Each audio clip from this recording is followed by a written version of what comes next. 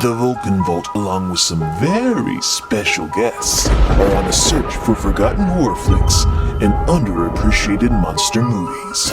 Ain't It Cool News presents Ain't It Scary Reviews, a month-long exploration of terror.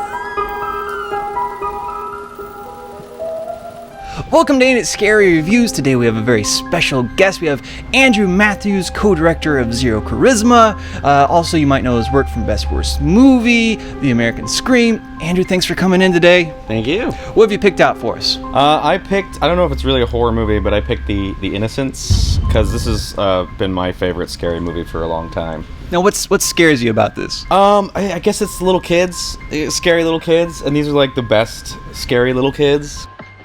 Miles, what are you hiding under your pillow? I'm not hiding it. I'm keeping it warm. I found it this morning. One of my pigeons. It looks as though someone had broken it. Because you're never sure, if they're... A lot of little kids in ghost movies are usually being terrorized by the ghost, or they're...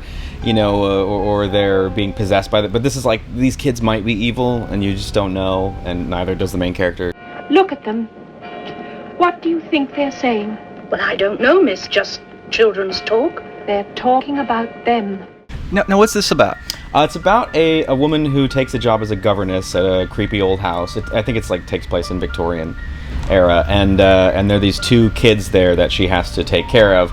And they seem really sweet, and they're nice, and she loves them, but then she kind of figures out there's a bit of a dark past that went on this house before she got there. Master Miles is a good boy, miss. There's nothing wicked in him. Unless he's deceiving us, unless they're both deceiving us, the innocents. And so she starts to become convinced that they are perhaps in some way communing with ghosts or something, and it sort of drives her crazy, and there's a question of whether that's true or whether she's imagining it, and it's good. It's based on it's actually based on the play The Innocents, which was based on Henry James' novel The Turn of the Screw, which is a great novel too.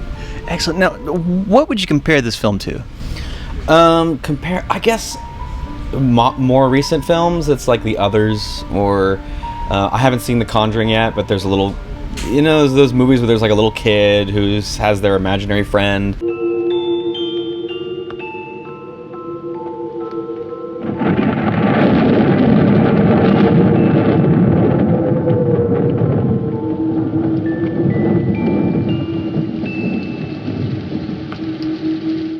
But they think it might be a ghost or something. This is like kind of the first one that I know of that did that storyline, but it does it way better, because the kid is so good. Especially little boy, he's really amazing. You're like any other boy.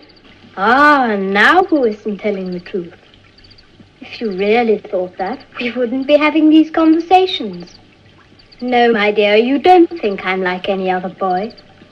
That's why you're afraid. And there's a really creepy part where the governess kisses him on the lips in a really strange way, and it's pretty weird for 1961 to do something like that. Kiss me goodnight, Miss Giddens.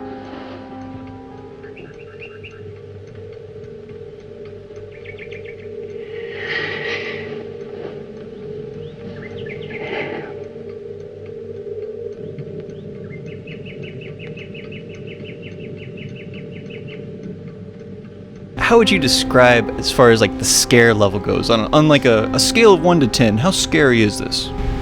Well, for me, it's like a 9, I would say, but I get scared by weird things. I'll find some movies scary that people don't find scary, and then other movies that, everyone thinks is really scary just doesn't affect me at all. So I guess it's the sort of creeping more horror. There are some jump scares in there.